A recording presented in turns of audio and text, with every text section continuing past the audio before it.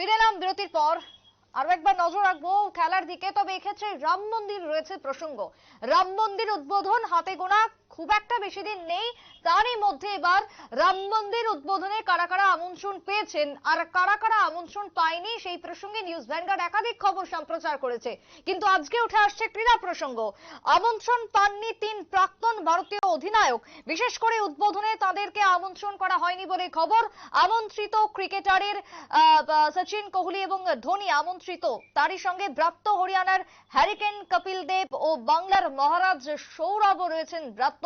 রাম মন্দির উদ্বোধনে আমন্ত্রিত 3 প্রাক্তন অধিনায়ক। ইতিমধ্যেই যে খবর উঠে আসছে, 3 জন প্রাক্তন অধিনায়ককে আমন্ত্রণ জানানো হয়েছে, কিন্তু কারা কারা বাদ থাকলেন সেই তালিকাতে, আর কারা কারা পেয়েছেন আমন্ত্রণ জানবো বিস্তারিত। আমাদের ক্রীড়া সাংবাদিক বিপ্লব চন্দ্র জুড়ে গেছে টেলিফোন লাইনে। বিপ্লব দা, রাম মন্দির উদ্বোধনে আমন্ত্রিত ইতিমধ্যে 3 প্রাক্তন অধিনায়ক, তারই সঙ্গে কাদের কাদের এই আমন্ত্রণ জানিয়েছে ট্রাস্ট?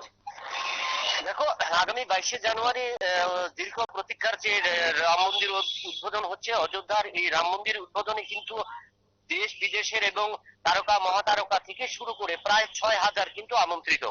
এই 6,000 আমন্ত্রিতর মধ্যে গতকালকে কিন্তু ভারতীয় দলের প্রাক্তন অধিনায়ক মহেন্দ্র সিং ধোনির বাড়িতে গিয়েছিল আরএসএস প্রদেশ সচিব ধনঞ্জয় সিং এবং বিজেপির রাজ্য সংগঠন করমবীর সিং। তারা কিন্তু ধোনিকে আমন্ত্রণ জানিয়েছে এবং এই ধোনিকে আমন্ত্রণ জানানোর আগে তারা আমন্ত্রণ জানিয়েছিল মাস্টার ব্লাস্টার সচিন তেন্ডুলকর এবং প্রাক্তন ক্রিকেট অধিনায়ক বিরাট কোহলিকে। তবে সেই ক্ষেত্রে বাদ গেল 1983 সালে কপিল দেবের নেতৃত্বে যে ভারতীয় দল বিশ্বকাপ চ্যাম্পিয়ন হয়েছিল, সেই কপিল দেবকে ব্রাত্য রাখা হয়েছে, অর্থাৎ কপিল দেবকে আমন্ত্রণ জানানো হয়নি। কিছুদিনের জন্য সাময়িক যিনি অধিনায়ক ছিলেন রাহুল দ্রাবিড়কে, অর্থাৎ ভারতীয় দলের বর্তমান কোচ রাহুল দ্রাবিড়কে, এবং আমন্ত্রণ জানানো হয়নি বাংলার মহারাজা সৌরভ গাঙ্গুলিকে। অর্থাৎ মাত্র 3 জন অধিনায়ককে কিন্তু আমন্ত্রিত জানানো হলো এবং বাকি 3 জন অধিনায়ককে কিন্তু আমন্ত্রণ জানায়নি। তবে সেক্ষেত্রে এটা রাজনৈতিক কোনো একটা জিনিস হতে পারে, তো সেই ক্ষেত্রে কিন্তু তাদেরকে করা হলো। কেন করা হলো না বাকিদের বা বাড়ির অধিনায়কদের কেন করা হলো না, সে বিষয়ে কিন্তু অনেকটাই প্রশ্ন উঠতে শুরু করেছে এবং এই প্রশ্ন চিহ্নের মুখে কিন্তু পড়তে হবে আগামী দিন তাদেরকে। কারণ যারা আমন্ত্রণ জানিয়েছে কেন আমন্ত্রণ জানানো এবং কেন তাদের আমন্ত্রণ জানানো হয়নি। তাছাড়া একটা জিনিস জানা দরকার যে এই আমন্ত্রণের তালিকায় কিন্তু বিভিন্ন স্কুল থেকে, অর্থাৎ যেখানে অযোধ্যার এই রাম মন্দিরের পার্শ্ববর্তী বিভিন্ন স্কুল থেকে অনেক ছাত্রছাত্রীদেরকেও এখানে আমন্ত্রিত জানানো হবে এবং সেরা খেলোয়াড়দেরকেও এখানে আমন্ত্রিত জানানো হয়েছে। তবে বাদ গেল কিন্তু ভারতীয় দলের ক্ষেত্রে কপিল দেব, সৌরভ গাঙ্গুলি এবং রাহুল দ্রাবিড়, যারা ভারতীয় দলের অধিনায়কের দায়িত্ব পালন করেছেন। সেই জায়গাতে দাঁড়িয়ে যদি আমরা দেখি বাংলার মহারাজা সৌরভ, যাকে আমন্ত্রণ জানানো হয়নি, আমরা দেখেছিলাম যে অমিত শাহ থেকে শুরু করে কেন্দ্রীয় নেতৃত্বরা সৌরভের বাড়িতে পর্যন্ত গেছেন, নৈশ ভোজন সেরেছেন এবং যথেষ্ট ভালো সম্পর্ক রয়েছে প্রতিটা রাজনৈতিক দলের সঙ্গে। যদি বলি সৌরভ গঙ্গোপাধ্যায়ের, সেই জায়গাতে কেন তাকে ব্রাত্য রাখা হলো, কি জানতে পারছো? দেখো, সেই ক্ষেত্রে একটা রাজনৈতিক থাকতেই পারে, কারণ এমনিতেই যদি আমরা বলে থাকি যে রাজনৈতিক দিক দিয়ে সম্পর্কটা কিন্তু বিভিন্ন রাজ্যের সাথে সুসম্পর্ক হলেও বাংলার সাথে কিন্তু কেন্দ্রীয় সরকারের সুসম্পর্কটা ততটা নেই।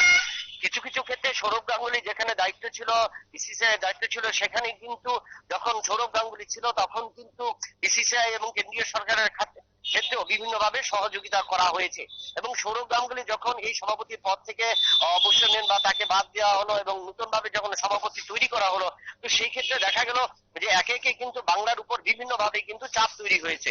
শুধু বাংলা নয়, সেদিক থেকে হরিয়ানা কেও কিন্তু সেদিক থেকে ব্রাত্য রাখা হয়েছে, যার কারণে কপিল দেব, যার নেতৃত্বে ভারতীয় দল প্রথমবার বিশ্বকাপ জয় করেছিল 1983 সালে ফ্লোরেন্সিয়াল কাপ, তাকেও কিন্তু বাদ দেওয়া হয়েছে। কপিল দেবকে বাদ দেওয়া হয়েছে রাহুল দ্রাবিড়কে, যে রাহুল দ্রাবিড়ের নেতৃত্বে অসাধারণ পারফরমেন্স করেছে এবছর বিশ্বকাপে, যদিও বিশ্বকাপ হাতছাড়া হয়েছে ঘরের মাটিতে।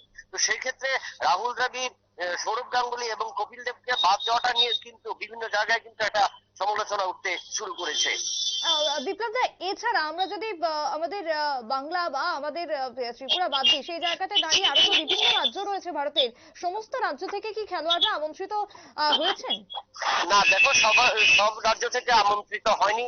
বিশেষ করে বিজেপি কেন্দ্রশাসিত যেগুলো রাজ্যগুলো রয়েছে, যেগুলোতে বিজেপি শাসনকালীন রয়েছে, ওই সমস্ত মানে অঞ্চলগুলি বা ওই সমস্ত রাজ্যগুলি থেকে ওই সমস্ত প্রদেশগুলিকেই সবচেয়ে বেশি আমন্ত্রণ জানানো হয়েছে।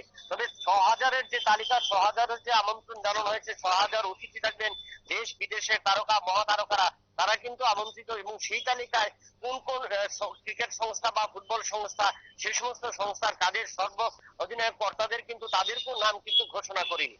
শুধুমাত্র রীতিমাত্র ঘোষণা করা হয়েছে যে 6,000 আমন্ত্রিত থাকবেন, এবং তার মধ্যে ক্রিকেটের ক্ষেত্রে এই 3 জনের নাম ঘোষণা হয়েছে। যদিও সুনীল ছেত্রীর নামও বোধহয় এখন পর্যন্ত জানা যায়নি যে ফুটবলের যিনি ভারতীয় দলের অধিনায়ক, তিনিও কি আমন্ত্রিত হবেন কিনা, সে বিষয়ে কিন্তু এখন কোনো স্পষ্টীকরণ বা এখন কোনো তথ্য আমরা আমাদের হাতে আসেনি। বেশ, ধন্যবাদ বিপ্লব দা। কথা বলছিলাম আমাদের ক্রীড়া সাংবাদিক বিপ্লব চন্দ্রের সঙ্গে। রাম মন্দির উদ্বোধন এবং তারই সঙ্গে রথী মহারথী বিনোদন থেকে শুরু করে ক্রিকেট দুনিয়া সমস্ত জায়গা থেকে আমন্ত্রণ পত্র পাঠানো হচ্ছে। প্রত্যেকটা ক্ষেত্রে কিন্তু তারই মধ্যে বাদ যাচ্ছেন বহু বহু নাম। তবে সেই জায়গাতে দাঁড়িয়েও রাজনীতি রয়েছে বলেই মনে করছেন একাংশ মহল। যদিও এই ক্ষেত্রে আরো একবার জানিয়ে রাখি, রাম মন্দির উদ্বোধনে আমন্ত্রিত 3 প্রাক্তন অধিনায়ক, আমন্ত্রিত ক্রিকেটার সচিন, কোহলি এবং ধোনি, কিন্তু ব্রাত্য থাকলেন হরিয়ানার ক্রিকেটার হ্যারিকেন কপিল দেব এবং হ্যারিকেন থেকে শুরু করে কপিল দেব, এবং বাংলার মহারাজ সৌরভও ব্রাত্য থাকলেন রাম মন্দির উদ্বোধনের নিমন্ত্রণ থেকে। ফিরছে একটা ছোট্ট বিরতির পর, সঙ্গে থাকুন।